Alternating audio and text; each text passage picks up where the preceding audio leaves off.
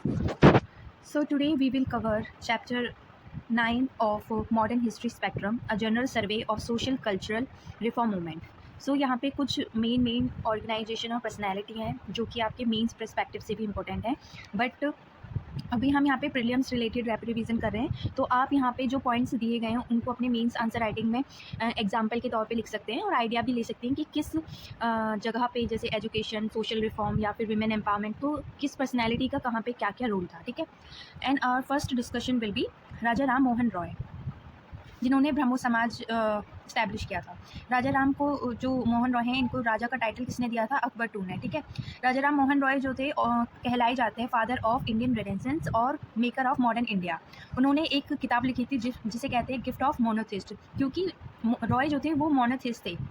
ठीक है। और उन्होंने ट्रांसलेट भी की थी जो वेदास और 5 उपनिषद थे उनको बंगाली में, ताकि लोकली पीपल अंडरस्टैंड कर सकें कि जो प्रैक्टिसेस, सोशल प्रैक्टिसेस वो लोग परफॉर्म कर रहे हैं वो वेदास या फिर जो उपनिषद हैं उसमें है ही नहीं। तो वो लोगों को कन्विंस करना चाहते थे, ये सब उनको नॉलेज दे के, by translating these work into Bengali language. और सपोर्ट करते हैं हिंदू टेक्स्ट में कि मोनोथीस्ट को फोकस किया गया है हिंदू टेक्स्ट में। ठीक है। फिर जो रॉय हैं उन्होंने लिखी है परसेप्ट ऑफ जीजस इन 1820 में। ठीक है। ये किताब भी लिखी है। कौन सी? गिफ्ट ऑफ मोनोथिस्ट और परसेप्ट ऑफ जीजस। 1814 में उन्होंने अमात्य सभा, जो कि सोसाइटी ऑफ फ्रेंड है, कैलकाटा में ओपन की थी, जिसका मेन आइडिया क्या था? मोनोथिस्ट आइडल्स को प्रोपोगेट करना। फिर रॉय ने फाउंड की थी ब्रह्मो समाज 1828 में, जो यहाँ पे सभा है, फिर उसको रिनेम करके समाज बना दिया गया था। ठीक है। कब? 1828 में। तो ये मेनली क्वेश्चंस पूछे जाते हैं और ये भी कुछ क्वेश्चन है जो मेजरली पूछे जाते हैं एग्जाम में। ठीक है। फिर रॉय के जो प्रोग्रेसिव आइडिया थे वो किससे? जो ऑर्थोडॉक्स एलिमेंट थे सोसाइटी में, उन्होंने उसे स्ट्रांगली अपोज किया था, जिसमें से एक थे राजा राधाकांत देव जो थे, उनकी एक ऑर्गेनाइजेशन थी धर्म सभा। उन्होंने ब्रह्मो समाज को काउंटर करने के लिए कुछ आइडियाज़ प्रोपोगेट किए थे। ठीक है। फिर जो रॉय थे उन्होंने स्टार्ट किया था एंटी सती स्ट्रगल का 1818 में, और उन्हीं के एफर्ट्स की वजह से गवर्नमेंट रेगुलेशन 1829 आया था, जिसको सती को क्राइम बना दिया गया था।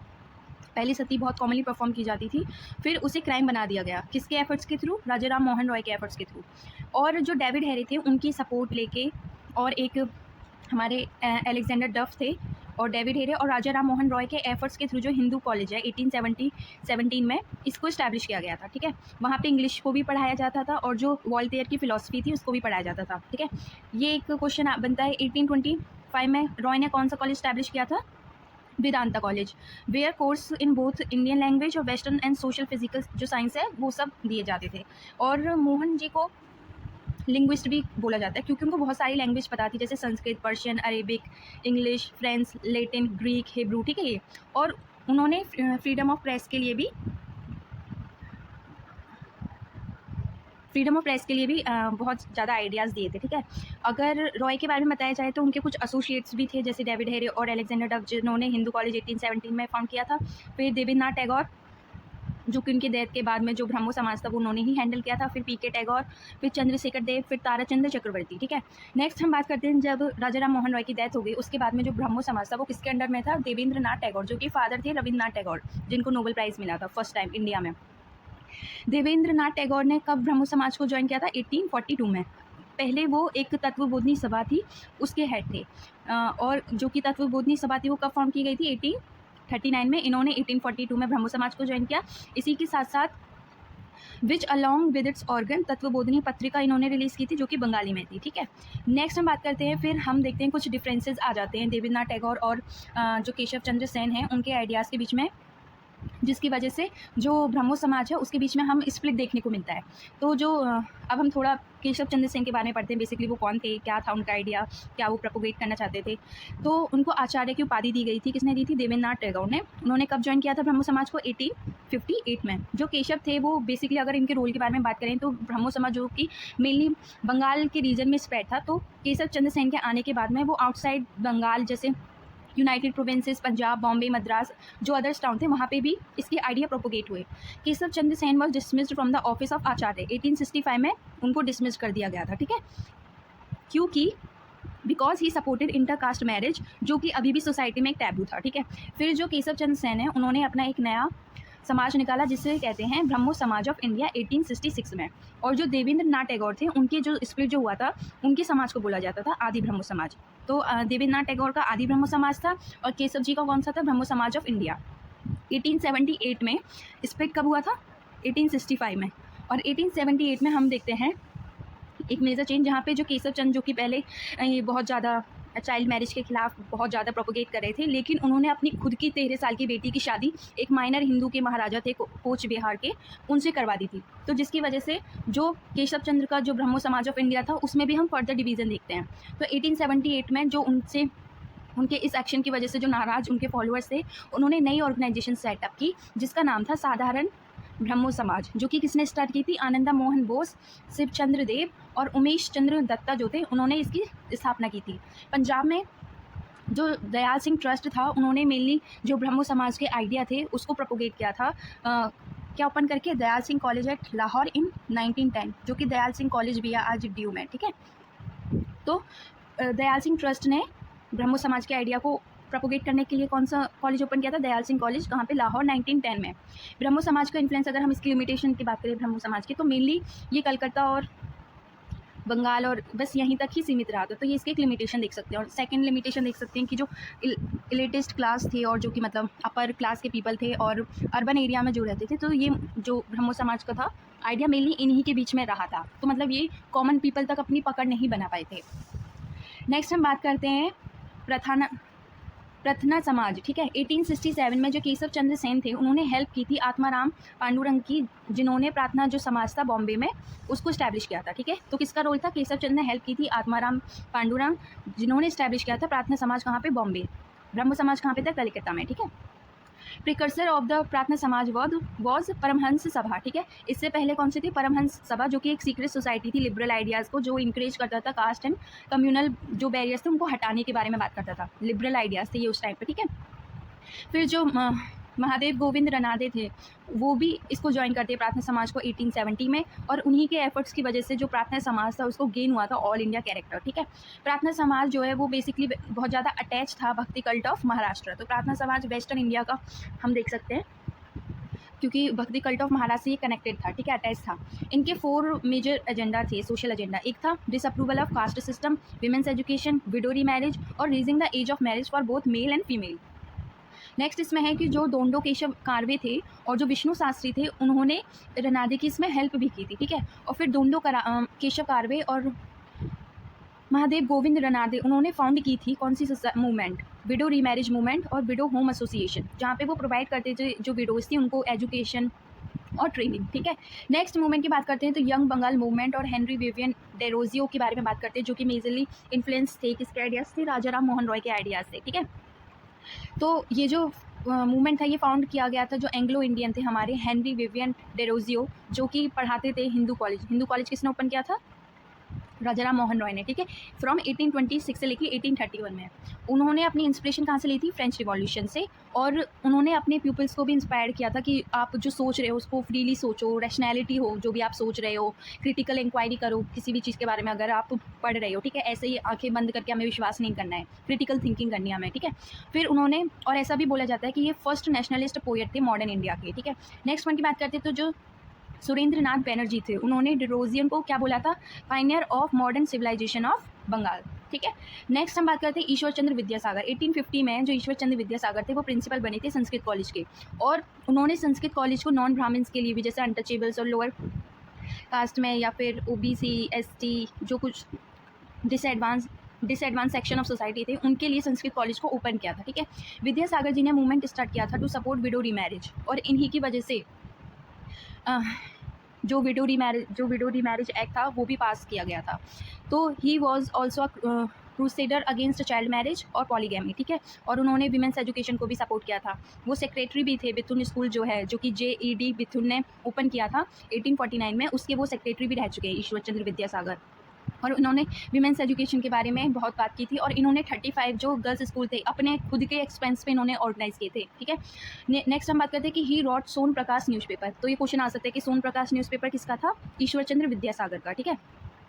नेक्स्ट हम बात करते हैं बाल शास्त्री जाम्बेकर को हम बेसिकली कहते हैं अ Pioneer of social reform through journalism, और इनको मराठी न्यूज़पेपर का भी पायनियर बोला जाता है कि इन्हीं की वजह से मराठी जो न्यूज़पेपर था वो पॉपुलराइज हुआ था।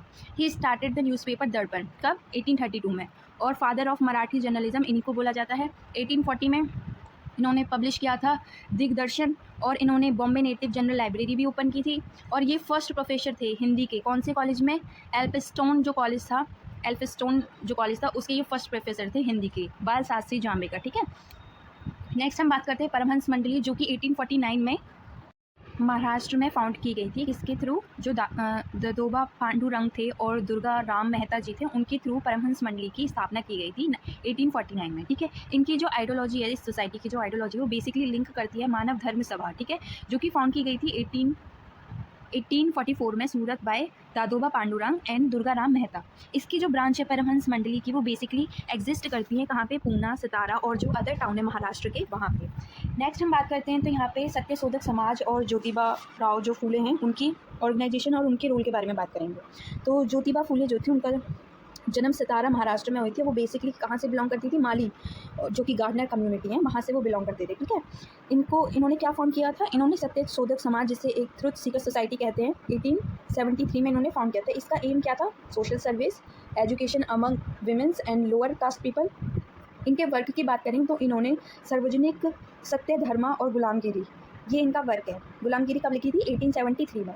ये क्वेश्चन पूछा जा सकता है। ओके, फिर फूले को जो फूले हैं, उन्होंने कौन सा सिंबल यूज़ किया था अपनी कम्युनिटी और वैसे अपनी क्लास को रिप्रेजेंट करने के लिए, राजा बली जो हैं उनको, और अपोज किया था ब्राह्मण सिंबल ऑफ रामा। ठीक है, Jyotiba Phule with the help of his wife Savitri Bai Phule, उन्होंने गर्ल्स स्कूल ओपन किया था कहाँ पे, पुणे में। ज्योतिबा फूले को पाइनियर भी कहा जाता है विडो रीमैरिज मूवमेंट महाराष्ट्र के लिए, और इन्होंने जो विडोज़ थे उनके लिए होम भी ओपन कराए थे 1854 में। फूले जी को टाइटल महात्मा दिया गया था उनके सोशल वर्क के काम के जो उन्होंने किया था। किसने दिया था महात्मा का टाइटल, विठल राव कृष्ण जी वाडेकर जो थे, उन्होंने ये टाइटल दिया था ज्योतिबा फूले को। नेक्स्ट हम बात करते हैं गोपाल हरि देशमुख, जिन्हें लोकहितवादी भी बोला जाता है। वो एक सोशल रिफॉर्मर थे और रैशनलिस्ट थे, वो भी महाराष्ट्र से ही बिलोंग करते थे।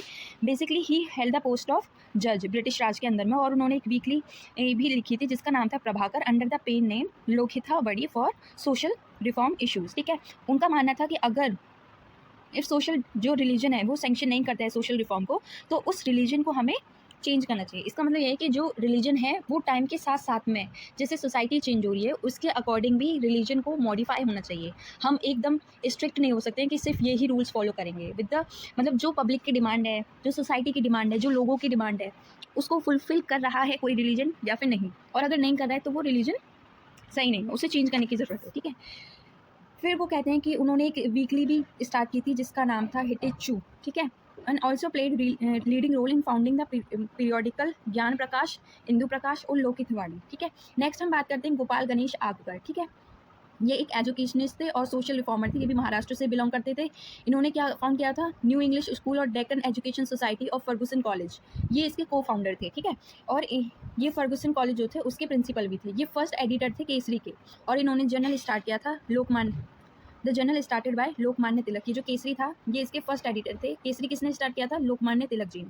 लेटर ऑन इन्होंने अपना खुद का पीरियोडिकल स्टार्ट किया जिसे कहते हैं सुधाकर। वो किसने, गोपाल गणेश आगकर जी का था, जिसमें उन्होंने बात की थी अगेंस्ट अनटचेबिलिटी और कास्ट सिस्टम के।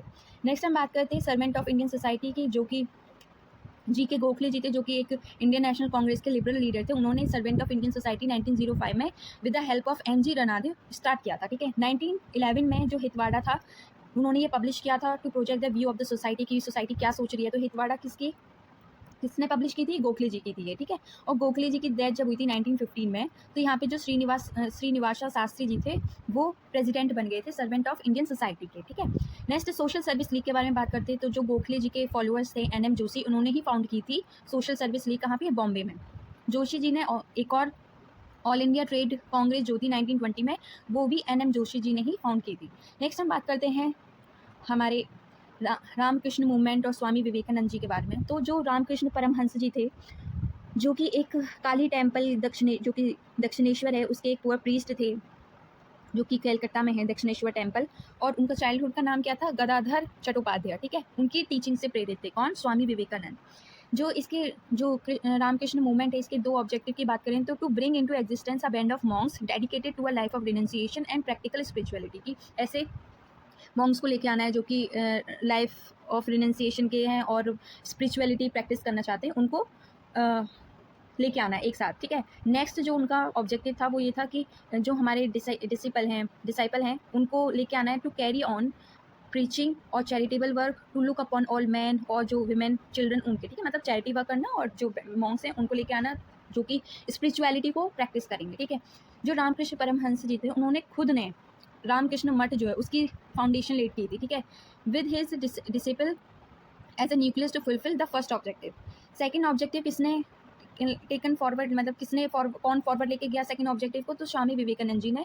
जब रामकृष्ण जी की डेथ हो गई थी उसके बाद में उन्होंने फाउंड किया था रामकृष्ण मिशन का 1897 में। इसका हेडक्वार्टर दोनों रामकृष्ण मठ और रामकृष्ण मिशन कहाँ पे था, इसका बेलूर जो कैलकाटा है वहाँ पे। ये दोनों ट्विन ऑर्गेनाइजेशन की तरह ही थी, बट ये लीगली और फाइनेंशियली सेपरेट थी ऑर्गेनाइजेशन, ठीक है।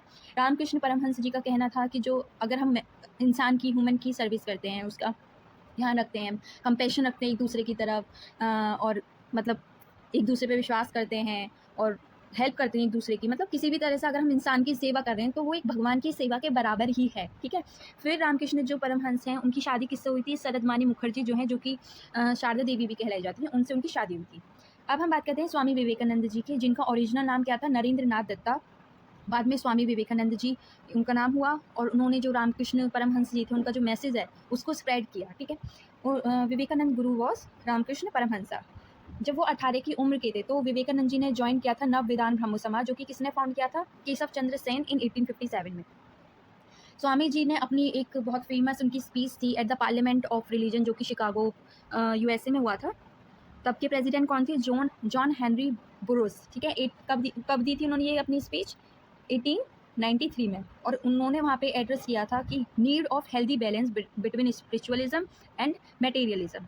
जो सुभाष चंद्र बोस हैं वो स्वामी विवेकानंद जी को बोलते हैं spiritual father of modern India. 1897 में इन्होंने फाउंड किया था रामकृष्ण मिशन, और विवेकानंद जी का कहना था सर्विस ऑफ जीवा is the worship of Shiva.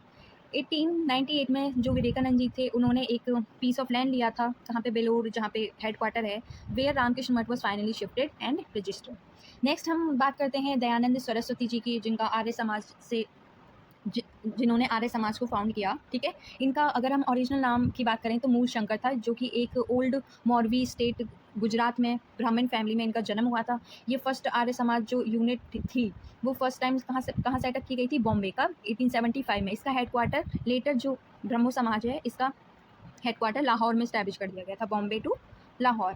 Arya Samaj ने फिक्स किया था कि मिनिमम जो शादी की एज होनी चाहिए वो 25 होनी चाहिए लड़कों के लिए, 16 होनी चाहिए लड़कियों के लिए। स्वामी दयानंद जी ने लैमिनेट किया था कि Hindu race as the children of children. Next इस मूवमेंट की न्यूक्लियस की बात करें तो वो किसने प्रोवाइड किया था, जो डीएवी स्कूल्स हम आजकल देखते हैं मोस्टली, जो कि स्टैब्लिश किए गए थे फर्स्ट टाइम कहाँ पे, लाहौर 1886 में। स्वामी श्रद्धानंद जो हैं, श्रद्धानंद जी ने जो गुरुकुल हैं हरिद्वार 1904 में to impart the traditional framework, Swami Shraddhanand ji ने स्टार्ट किया था गुरुकुल वाला सिस्टम, ठीक है।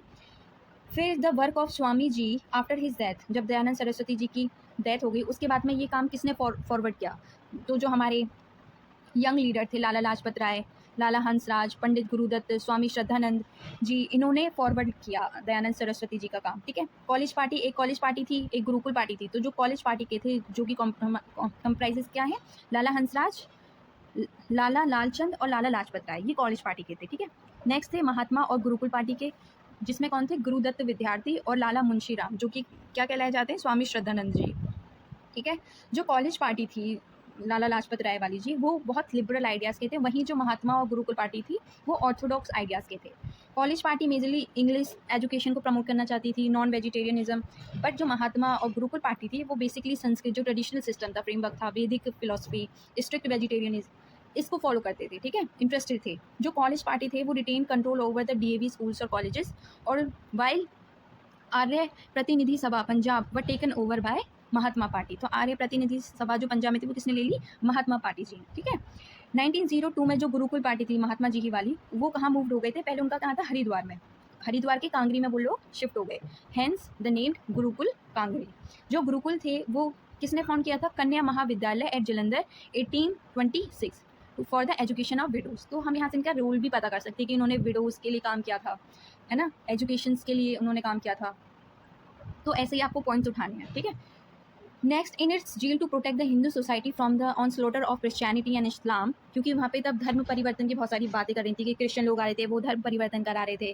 फिर इस्लाम में भी कुछ ऐसी प्रैक्टिसेस होती हैं कि काफिर्स जो होते हैं, कुछ ऐसा कॉन्सेप्ट है वहाँ पे।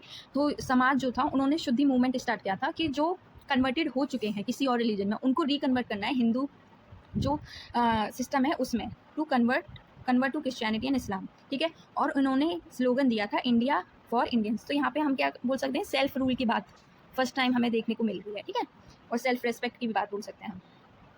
फिर बात करते हैं सेवा सदन, जो कि एक पारसी सोशल रिफॉर्मर थे, बहरम जी एम मालावारी। उन्होंने सेवा सदन 1908 में अलॉन्ग विद दीवान दयाराम गिदुमल, उनके साथ में इसकी स्थापना की थी सेवा सदन की 1908 में, मलावारी जी ने।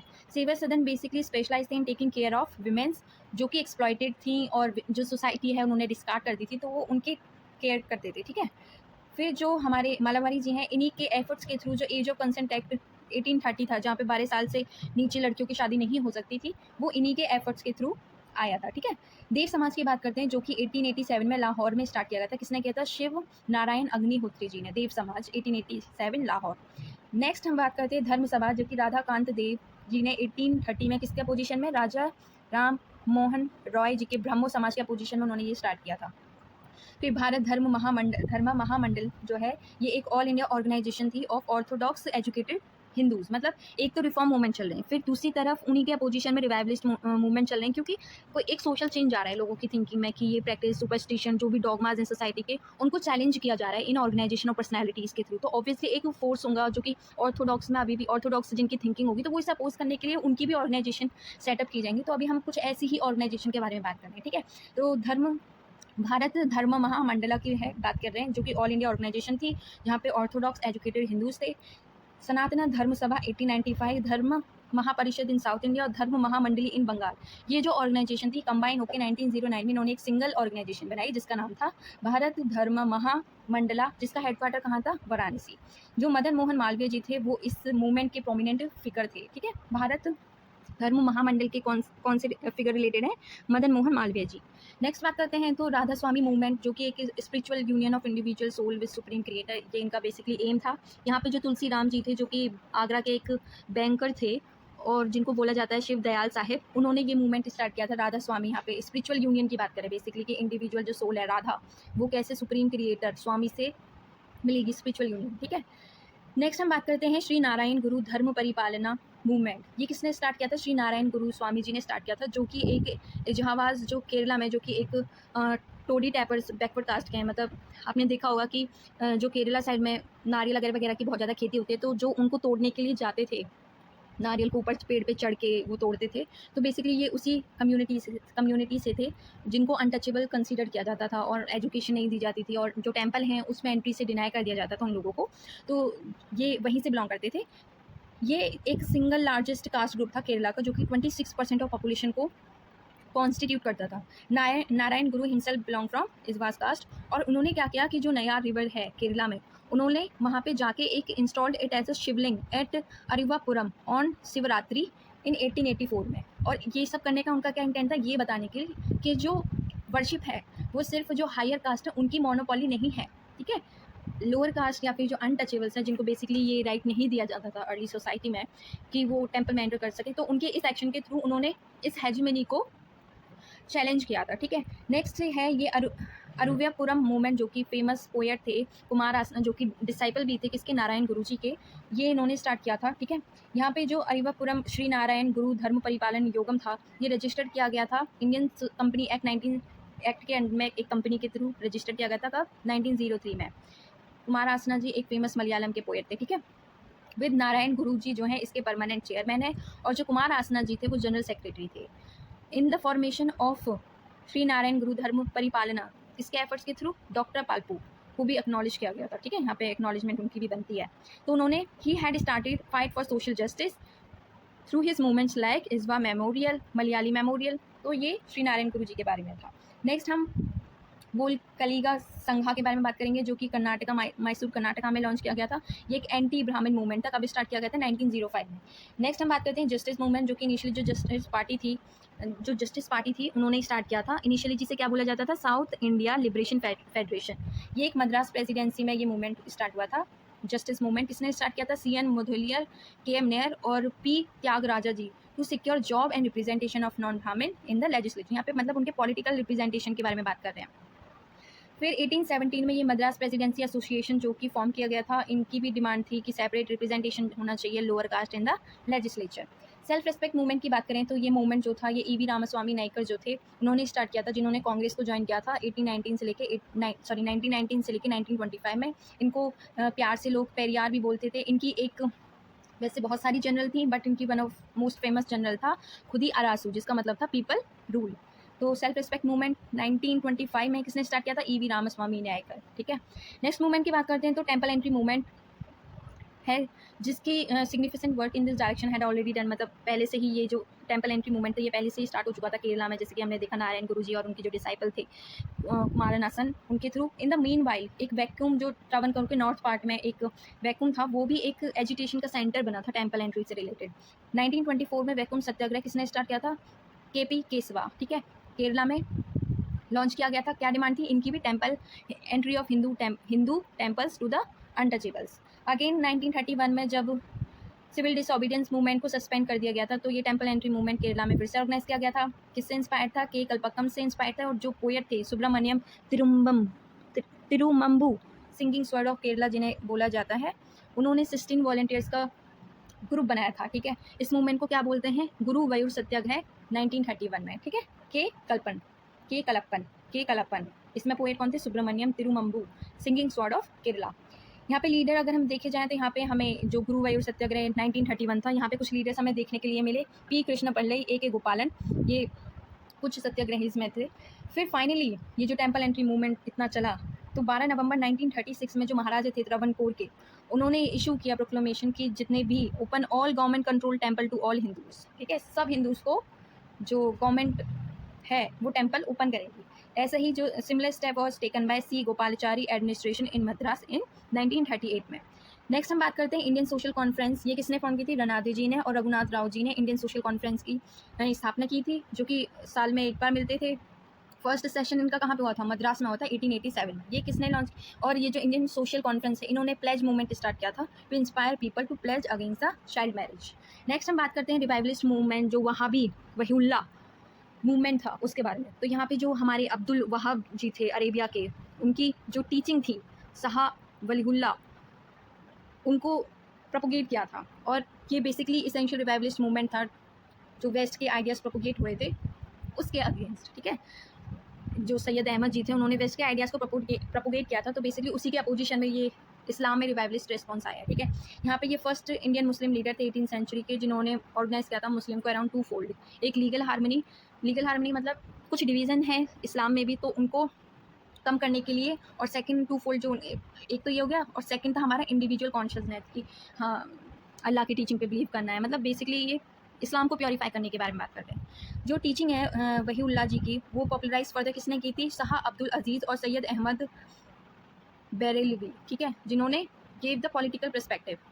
जो सैयद अहमद बेरेलवी जी थे, उन्होंने बोला था रिटर्न टू द प्योर इस्लाम, और उन्होंने उस सोसाइटी के बारे में बात की that existed in Arabia of the profit time.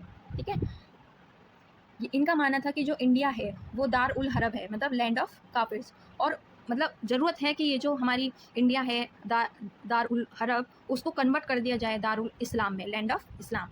कि ये इनकी आइडिया है किसके, सैयद अहमद बरेलवी जी के। इनिशियली जो मूवमेंट था वो जो सिख थे पंजाब के, उनको डायरेक्टेड था, बट जब पंजाब का एनेक्सेशन किया किसने, ब्रिटिशर्स ने 1849 में, तो ये जो मूवमेंट था वहाबी मूवमेंट, ये ब्रिटिशर्स के अगेंस्ट हो गया। ठीक है, नेक्स्ट हम बात करते हैं टीटू मीर मूवमेंट।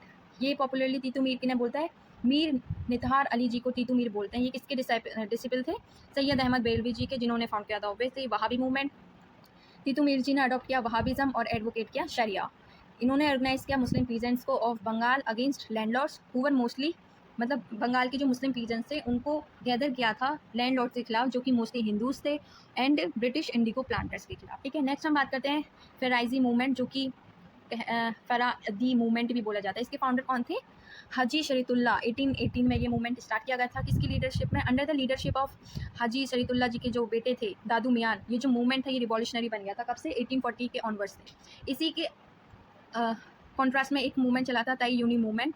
ये फेराजी जो मूवमेंट था इसके खिलाफ स्टार्ट हुआ था। किसने स्टार्ट किया था? करामत अली ऑफ जौनपुर। 1839 में ये स्टार्ट किया था। कहाँ? ढाका में हुआ था ये ताई यूनी मूवमेंट। ठीक है, नेक्स्ट अहमदिया मूवमेंट के बारे में बात करते हैं हम। तो अहमदिया जो है एक सेक्ट है इस्लाम का, जो कि बेसिकली ओरिजिनेट करता है इंडिया में, और ये किसने फाउंड किया था? मिर्जा गुलाम अहमद जी ने 1889 में। अहमदिया कम्युनिटी जो है ये ओनली इस्लामिक सेक्ट है जो कि बिलीव करता है कि जो मसीहा हैं वो किस फॉर्म में है? मिर्जा गुलाम अहमद जी के, to and religious wars and watershed.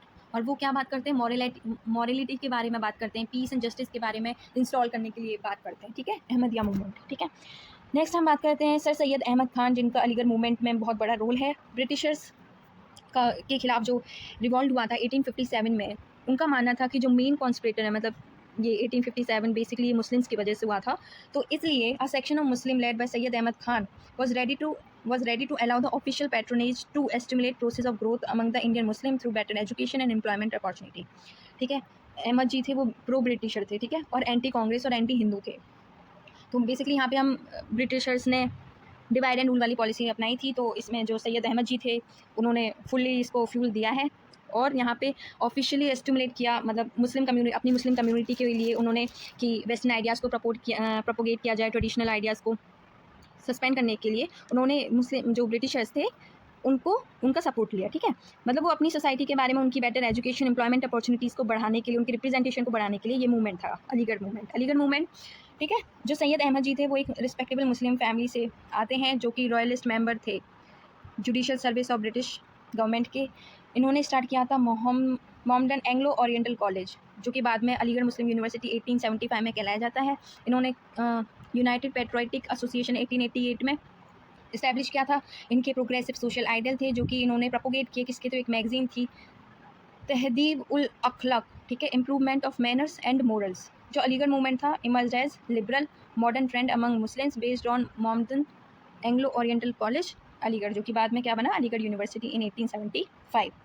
फिर यहाँ पे हम बात करते हैं देवबंद स्कूल दारुल उलम। ये किसके रिएक्शन में स्टार्ट हुआ था? अलीगढ़ आइडियोलॉजी जो थे, अलीगढ़ मूवमेंट की आइडियोलॉजी थी वेस्टर्न आइडियाज़ को प्रोपोगेट करना, उसके रिएक्शन में देवबंद रिवाइवलिस्ट मूवमेंट स्टार्ट किया गया था। Begin at Darul Uloom Deoband Saharanpur district United Provinces में इन 1866 में। किसने स्टार्ट किया था? मोहम्मद कासिम नानातोवी एंड रशीद अहमद गंगोई, इन्होंने ये स्टार्ट किया था to train Muslim leader for Muslim community. Political front पे बात करें तो देवबंद जो स्कूल था उन्होंने वेलकम किया था इंडियन नेशनल कांग्रेस के फॉर्मेशन को, और 1888 में एक फतवा इशू किया था। किसके खिलाफ? सैयद अहमद जी की ऑर्गेनाइजेशन के खिलाफ, जो कि जैसे यूनाइटेड पेट्रियोटिक एसोसिएशन थी, कब फाउंड की थी? 1888 में। फिर मोहम्मदन एंग्लो ओरिएंटल जो कॉलेज स्टार्ट किया था, जो कि अलीगढ़ मुस्लिम यूनिवर्सिटी बना था 1875 में, उसके खिलाफ फतवा जारी किया था इन्होंने। इनका बेसिकली फोकस क्या था? इस्लाम की प्योर टीचिंग में और डिस्कार्ड करने का मॉडर्न एजुकेशन को। ठीक है, वेस्टर्न मॉडर्न एजुकेशन। सबली नुमानी उन्होंने फाउंड किया था नवतल उलाम एंड दारुल उलाम इन लखनऊ में इन 1894-96 में। उनका मानना था, जो शबली नुमानी थे उनका मानना था कि आइडियलिज्म, वो बिलीव करते थे idealism of Congress and cooperation between Hindu Muslim unity of India to create a state which both could live, आराम से रह सकते हैं। ठीक है, इन्होंने क्या सपोर्ट किया था? Support Muslims participation in national movement. Next हम बात करते हैं पारसी रिफॉर्म मूवमेंट के बारे में। वो किसने, कौन सी ऑर्गेनाइजेशन ने स्टार्ट किया था? रहनुमाई मजदया सन सभा रिलीजियस रिफॉर्म एसोसिएशन। किसने फाउंड की थी? ये जो मूवमेंट था ये नरोजी फरदोंजी जो थे और दादा भाई नरोजी, KR कामा, SS बांगले, ये इनके लीडर से पारसी रिफॉर्म मूवमेंट जो था ये 1851 में फाउंड किया गया था। किसने? इंग्लिश एजुकेटेड पर्शीज से उन्होंने स्टार्ट किया था। इसका एम क्या था? Regeneration of social condition of Parsis और restoration of Zoroastrian religion to its pristine purity. ठीक है, इनका मैसेज की बात करें तो इसे प्रोपोगेट करने के लिए जो एक न्यूज़पेपर था रस्त गोफ्तार, जो किसने स्टार्ट किया था? दादा भाई नरोजी ने स्टार्ट किया था रस्त गोफ्तार, द ट्रुथ टेलर। ठीक है, नेक्स्ट हम बात करते हैं सिख रिफॉर्म मूवमेंट, जो कि काउंटर करता है क्रिश्चियन और ब्रह्मो समाज के आइडियाज़ को। ये इनका जो सिख रिफॉर्म मूवमेंट और सिंह सभा मूवमेंट था, ये बेसिकली कब फाउंड किया था? अमृतसर में फाउंड हुआ था 1873 में। ठीक है। यहाँ पे ये खालसा कॉलेज को इस्टेब्लिश करने के बारे में बात करते हैं, ठीक है। यहाँ पे एक अखाली मूवमेंट भी हुआ था, जिसे बेसिकली हम बोलते हैं कि गुरुद्वारा रिफॉर्म मूवमेंट 1820 से लेकर 25 तक, जो कि सिंह सभा जो मूवमेंट था, जो कि अमृतसर में फाउंड किया था, उसका ही एक सेट है, ठीक है। और ये किसने, इसी के थ्रू, ये जो अखाली मूवमेंट था, इसी के थ्रू एक 1922 में जो गुरुद्वारा जो रिफॉर्म जो एक्ट है वो इनेक्ट हुआ था, ठीक है। नेक्स्ट हम बात करते हैं कि जो बाबा दयाल दास जी थे, उन्होंने एम्फेसाइज किया था वर्शिप ऑफ वन गॉड और निराकार। निराकार का मतलब फॉर्मलेस गॉड। इस मूवमेंट को क्या कहते हैं? निरंकारी मूवमेंट। किसने? बाबा दयाल सिंह जी ने। नेक्स्ट हम बात करते हैं थियोसॉफिकल मूवमेंट के बारे में। ये एक वेस्टर्न ग्रुप था, जैसे madam HP Blavatsky and colonel MS Olcott, जो कि इंस्पायर्ड थे इंडियन थॉट्स से और उनके कल्चर से, और उन्होंने थियोसॉफिकल सोसाइटी स्टार्ट की थी न्यूयॉर्क सिटी, यूनाइटेड स्टेट 1875 में, ठीक है। 1882 में they shifted their headquarter to Adyar on the outskirt of Madras. India में ये जो मूवमेंट था ये पॉपुलर कब हुआ था? जब एनी बेसेंट जो थी वो इलेक्ट होकर इसकी प्रेसिडेंट बनी थी after the death of Olcott, ठीक है, इन 1907। एनी बेसेंट कब आई थी? 1893 में आई थी। उन्होंने फाउंडेशन रखी थी central Hindu college of Banaras, जो कि बनारस हिंदू यूनिवर्सिटी बन गई थी 1896 में। कब फाउंडेशन रखी गई थी? 1898 में, वेयर हिंदू रिलीजन और वेस्टर्न साइंटिफिक सब्जेक्ट दोनों को पढ़ाया जाता था। That's it for today. Next we will discuss chapter 10। Thank you, have a nice day. Jai Hind, जय भारत।